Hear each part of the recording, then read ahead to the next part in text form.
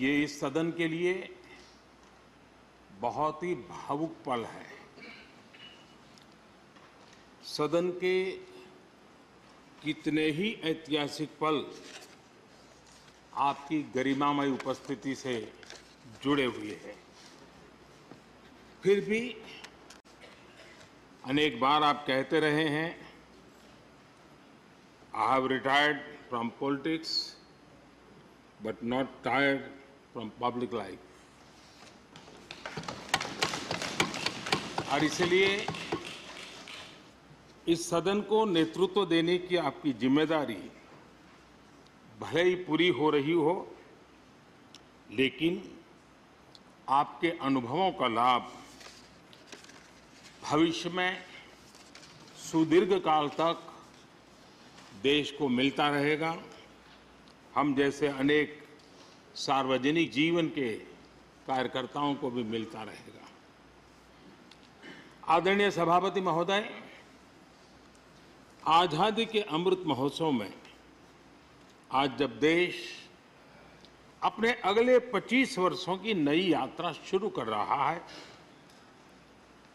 तब देश का नेतृत्व भी एक तरह से एक नए युग के हाथों में है। हम सब जानते हैं कि इस बार हम एक ऐसी 15 अगस्त मना रहे हैं जब देश के राष्ट्रपति, उपराष्ट्रपति, स्पीकर, प्रधानमंत्री सबके सब वो लोग हैं जो आजाद भारत में पैदा हुए हैं।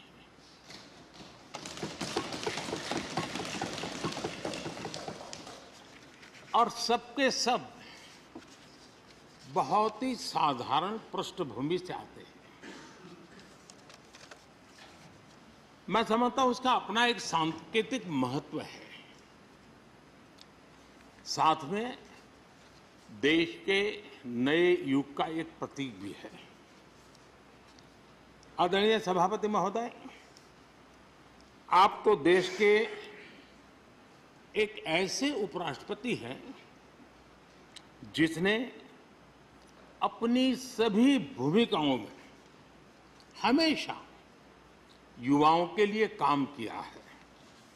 आपने सदन में भी हमेशा युवा सांसदों को आगे बढ़ाया, उन्हें प्रोत्साहन दिया। आप लगातार युवाओं के संवाद के लिए यूनिवर्सिटीज और इंस्टीट्यूशंस लगातार जाते रहे हैं। नई पीढ़ी के साथ आपका एक निरंतर कनेक्ट बना हुआ है और युवाओं को आपका मार्गदर्शन भी मिला है और युवा भी आपको मिलने के लिए हमेशा उत्सुक रहे हैं। इन सभी संस्थानों में आपकी लोकप्रियता भी बहुत रही है।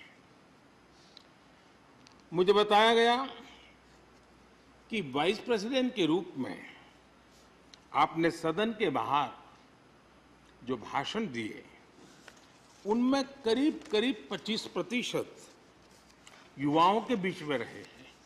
ये भी अपने आप में एक बहुत बड़ी बात है। आदरणीय सभापति महोदय, व्यक्तिगत रूप से मेरा यह सौभाग्य रहा है कि मैंने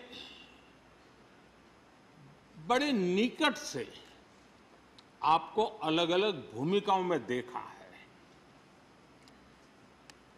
बहुत सारी आपकी भूमिका ऐसी भी रही जिसमें आपके साथ कंधे से कंधा मिलाकर कार्य करने का भी मुझे सौभाग्य मिला है।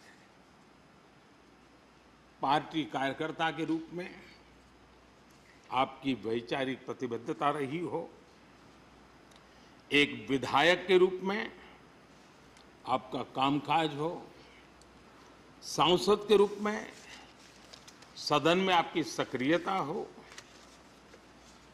भारतीय जनता पार्टी के अध्यक्ष के रूप में आपका सांगठनिक कौशल्य और लीडरशिप की बात हो, कैबिनेट मंत्री के रूप में आपकी मेहनत नवाचार का आपका प्रयास और उससे प्राप्त सफलताएं देश के लिए बहुत उपकारक रही है। या फिर उपराष्ट्रपति और सदन में के सभापति के रूप में आपकी गरिमा और आपकी निष्ठा। मैंने आपको अलग अलग जिम्मेदारियों में बड़े लगन से काम करते हुए देखा है। आपने कभी भी किसी भी काम को बोझ नहीं माना। आपने हर काम में नए प्राण फूंकने का प्रयास किया है। आपका जज्बा, आपकी ये लगन हम लोगों ने निरंतर देखी है। मैं इस सदन के जरिए प्रत्येक माननीय सांसद और देश के हर युवा से कहना चाहूंगा कि वो समाज, देश और लोकतंत्र के बारे में आपसे बहुत कुछ सीख सकते हैं।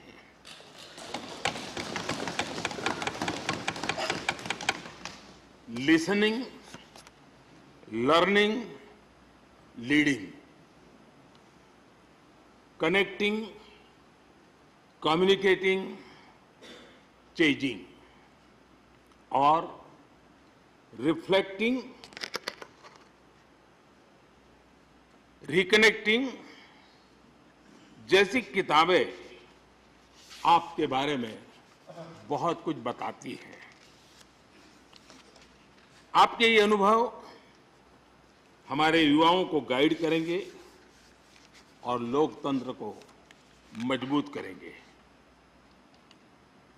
आदरणीय राष्ट्रपति महोदय, आपकी किताबों का जिक्र मैंने इसलिए किया क्योंकि उनके टाइटल में आपकी वो शब्द प्रतिभा झलकती है जिसके लिए आप जाने जाते हैं।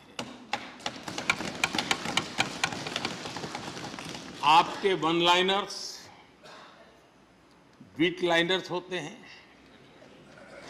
और विन लाइनर्स भी होते हैं।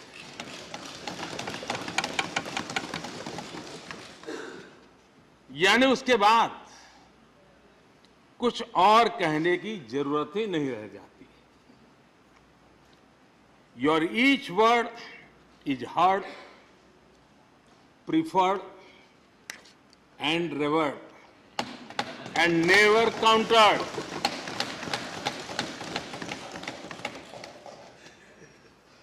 कैसे कोई अपनी भाषा की ताकत के रूप में और सहजता से इस सामर्थ्य के लिए जाना जाए और उस कौशल से स्थितियों को दिशा मोड़ने का सामर्थ्य रखे।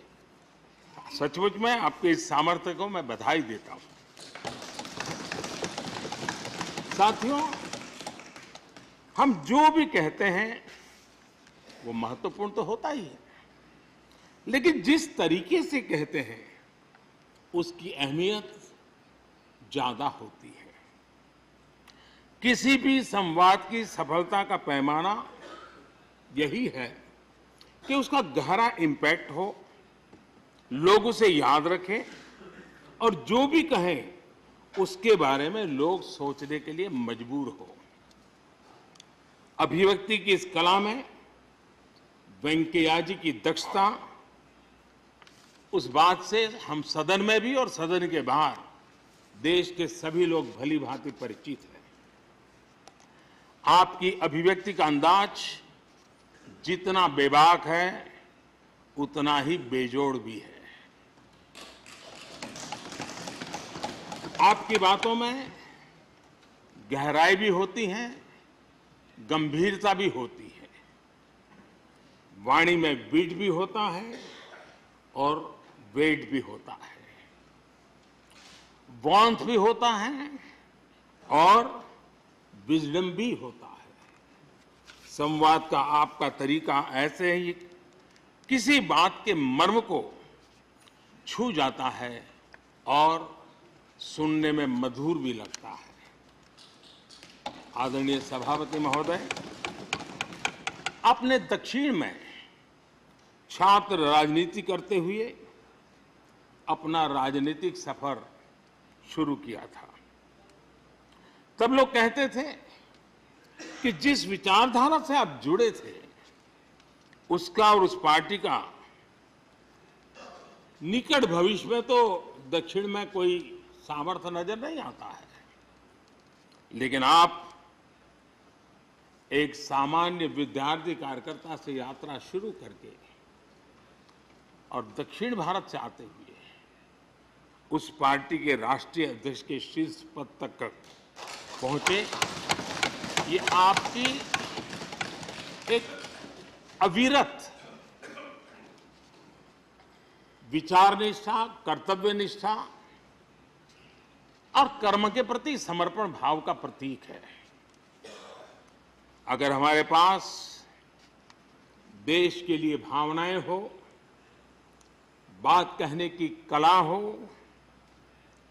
भाषाई विविधता में आस्था हो, तो भाषा, क्षेत्र हमारे लिए कभी भी दीवार नहीं बनती हैं। ये आपने सिद्ध किया है। आदरणीय सभापति महोदय, आपकी कही एक बात बहुत लोगों को याद होगी, मुझे तो विशेष रूप से याद है। मैंने हमेशा सुना है आप मातृभाषा को लेकर के बहुत ही टची रहे हैं, बड़े आग्रही रहे हैं, लेकिन उस बात को कहने का आपका अंदाज भी बड़ा खूबसूरत है। जब आप कहते हैं कि मातृभाषा आंखों की रोशनी की तरह होती है, मातृभाषा आंखों की रोशनी की तरह होती है, और आप आगे कहते हैं और दूसरी भाषा चश्मे की तरह होती है। ऐसी भावना हृदय की गहराई से ही बाहर आती है। वेंकैया जी की मौजूदगी में सदन की कार्रवाई के दौरान हर भारतीय भाषा को विशिष्ट अहमियत दी गई है। आपने सदन में सभी भारतीय भाषाओं को आगे बढ़ाने के लिए काम किया। सदन में हमारी सभी 22 शेड्यूल लैंग्वेज में कोई भी माननीय सदस्य बोल सकता है, उसका इंतजाम आपने किया। आपकी ये प्रतिभा, आपकी ये निष्ठा आगे भी सदन के लिए एक गाइड के रूप में हमेशा हमेशा काम करेगी। कैसे संसदीय और शिष्ट तरीके से भाषा की मर्यादा में कोई भी अपनी बात प्रभावी ढंग से कह सकता है, इसके लिए आप प्रेरणापुंज बने रहेंगे।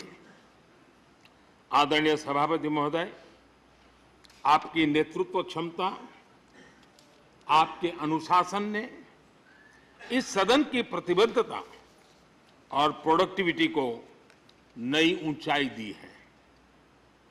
आपके कार्यकाल के वर्षों में राज्यसभा की प्रोडक्टिविटी 70% बढ़ी है। सदन में सदस्यों की उपस्थिति बढ़ी है। इस दौरान करीब करीब 177 बिल पास हुए या उन पर चर्चा हुई, जो अपने आप में कीर्तिमान है। आपके मार्गदर्शन में ऐसे कितने ही कानून बने हैं जो आधुनिक भारत की संकल्पना को साकार कर रहे हैं। आपने कितने ही ऐसे निर्णय लिए हैं जो अपर हाउस की अपवर्ड जर्नी के लिए याद किए जाएंगे।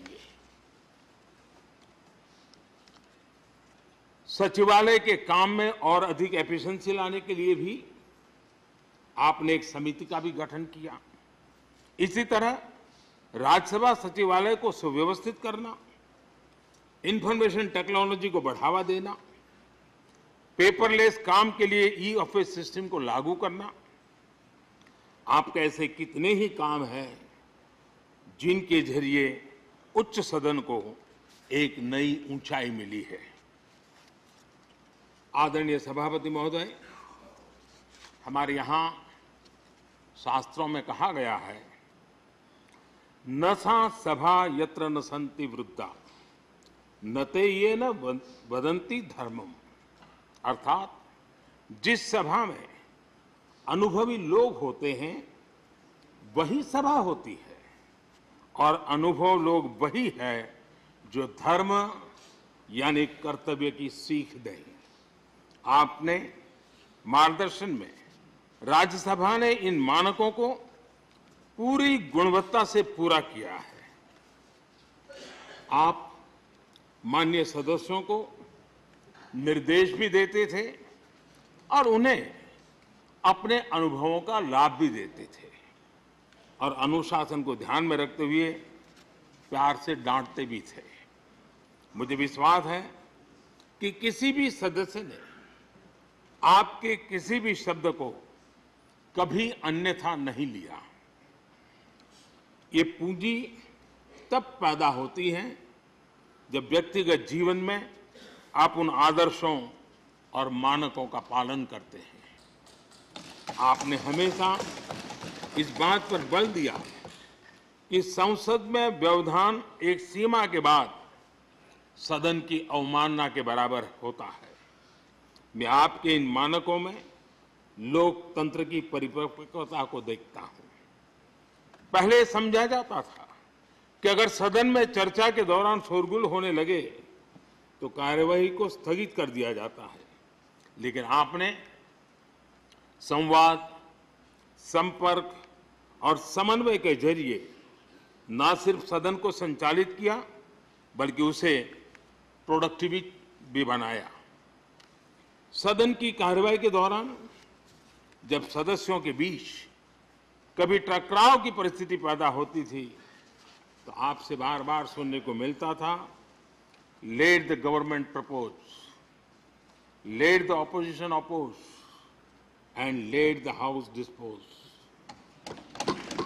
इस सदन को दूसरे सदन से आए विधेयकों पर निश्चित रूप से सहमति या असहमति का अधिकार है।